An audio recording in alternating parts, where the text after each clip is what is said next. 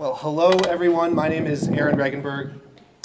I want to thank you all so much for joining us. I know it's not easy to get out here to the State House on the middle of a weekday, so it means a lot and it does make a really big difference. I of course want to thank all of my colleagues in the House and fellow co-sponsors of this legislation who are here today. Representative Sue Donovan from Bristol, Representative Marcia Ranglin-Bassel from Providence, Representative Lauren Carson from Newport, Representative Edie Agello from Providence, Representative Art Handy from Cranston, and Representative Carlos Tabone from Pawtucket. All across our state, a diverse collection of co-sponsors. And most of all, I really want to thank the members of the Energize Rhode Island Coalition who have put so much time and energy into making this bill one of the most thoughtful, the most balanced, the most well-designed pieces of legislation that I've ever been able to help put forward. So thank you for your work.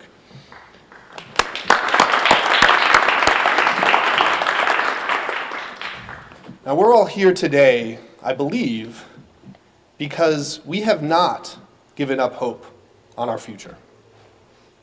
And we understand the incredibly high stakes of our action or our inaction when it comes to climate change. We know that climate change threatens each and every one of us. It threatens our beautiful bay. It threatens our beaches and our coastal communities. It threatens the clean air that we breathe. It threatens so many sectors of our economy, from tourism to the marine trades and more. In 2017, we saw those threats come together in the most devastating wildfires our country has ever seen, in a trio of hurricanes that devastated countless American homes and businesses and lives, hurricanes that just as easily could have been heading to Rhode Island as to Texas and Puerto Rico. And we've seen the reality that here in this country, people are dying because of the lack of action on climate. Yet what did we hear last night at the State of the Union? We heard about, quote, beautiful clean coal, right?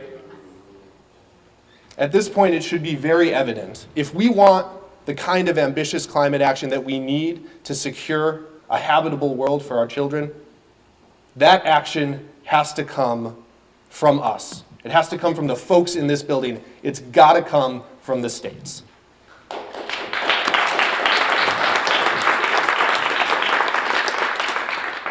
That's why I was proud this morning to join legislators from Connecticut, Maryland, Massachusetts, New Hampshire, New York, Oregon, Vermont, and Washington to announce the creation of a carbon costs coalition, a network of elected officials and organizations from across the country who are working together to push for a state and a regional carbon pricing framework.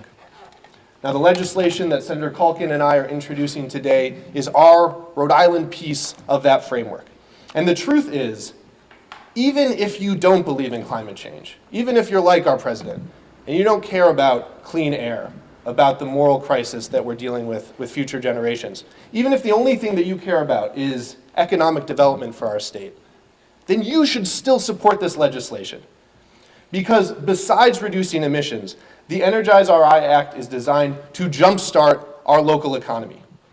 This legislation, if we pass it, would create thousands of new green jobs that will put our neighbors to work in good-paying jobs right here at home. It would strengthen our energy independence as a state that's at the end of the supply chain when it comes to energy, and create a pathway for reduced energy costs. And critically, it would keep our local energy dollars right here in Rhode Island, circulating into Rhode Island businesses, being paid to Rhode Island workers. We all know that we don't produce fossil fuels here in Rhode Island, so every dollar right now, or over 90% of every dollar we spend on energy, we're sending that out of state. It's flying off to Pennsylvania, or Texas, or Saudi Arabia. We can transition to keeping those dollars working right here for our local economy. It is time for us to act. We can pass this legislation.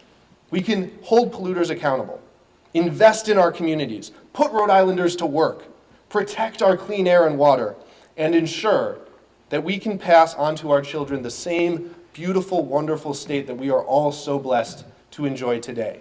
It's possible, but it's not going to happen without a whole lot of work from all of us in this room. So I'm excited to keep working and fighting alongside each and every one of you. Thank you for being here.